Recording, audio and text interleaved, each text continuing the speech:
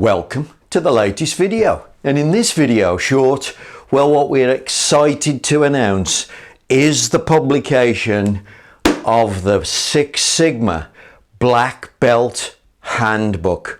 400 pages of golden advice on how to become a world-class black belt and earn double your normal engineer salary, because that's what being a world-class problem solver is all about. This is a how-to book. It's not a statistics book. So you are going to become a brilliant engineer. If you buy this book, you are going to become a brilliant black belt. Go to lulu.com and look for the Six Sigma Black Belt Handbook by Paul Allen right now.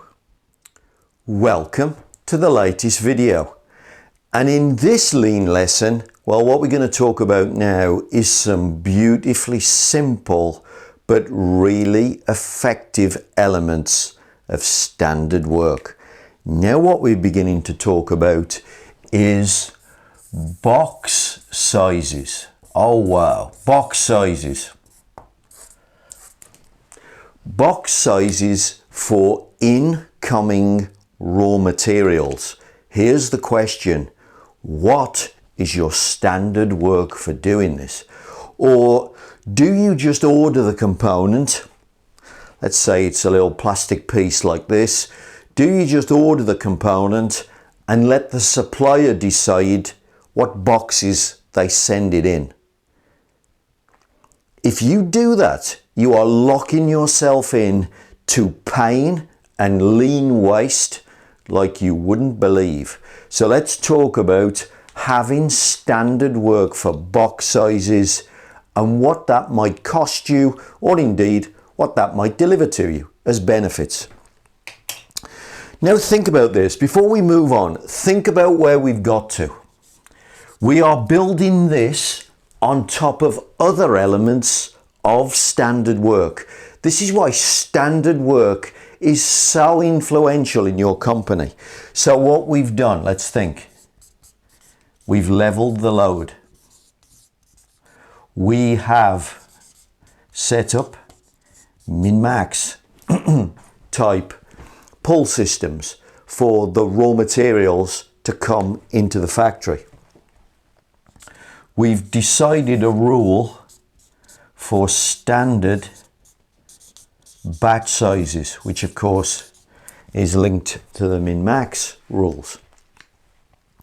And now sitting on top of that is this thing, the box size that you specify.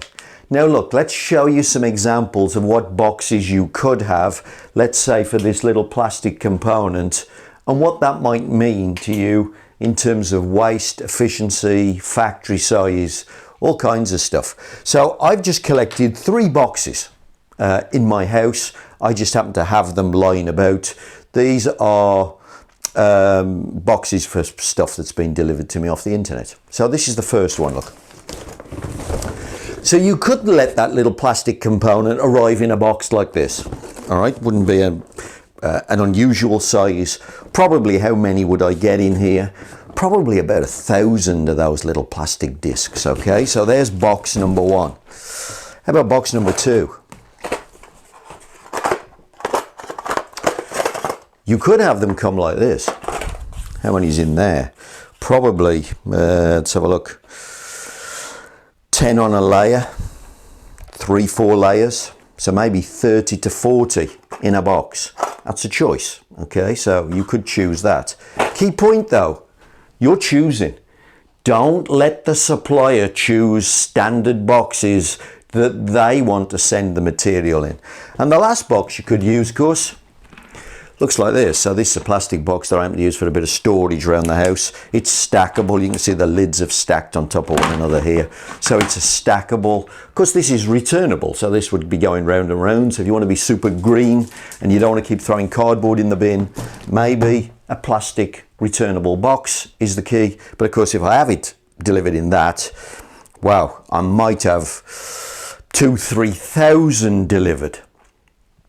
and they're all different sizes. What's your standard work for deciding the box size? Okay, now, I'm not going to give you a specific rule. I'm just going to give you some thoughts.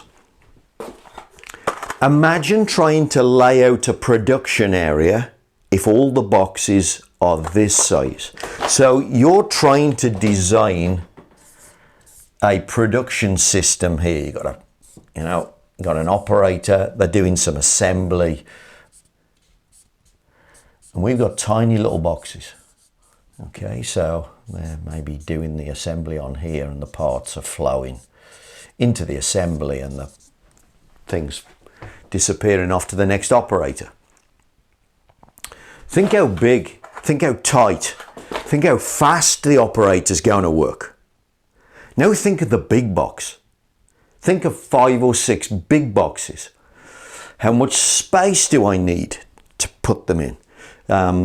Maybe I've got, if it's full, maybe I've got health and safety issues.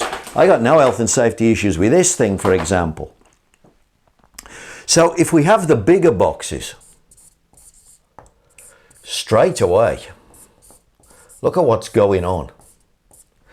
You're probably going to double the desk size. You might even increase the cycle time by 30, 40%. All because you didn't have a standard rule for the box size. So you could choose box sizes to make your cycle times as short as possible. Choice number 1. But you could choose box sizes that align with these rules right here. That align with these rules. And by the way, I'm going to put another one in here. Your other kind of standard work is, of course, your warehouse layout. Because, of course, you've got a milk round to deliver parts. So you've got all of those things going on. And all of those are going to interface with the box size. You could choose the exact box size, the exact quantity that matches with the box size. So now when the warehouse and the milk round system come to pick the parts, what do? Well, they just pick up one box, and it's the exact number of parts to make the batch. How about that? So you're making this system most efficient with standard work, box sizes. You're making this system most efficient with standard work, box sizes. You're making the size of your factory more efficient because of your box sizes.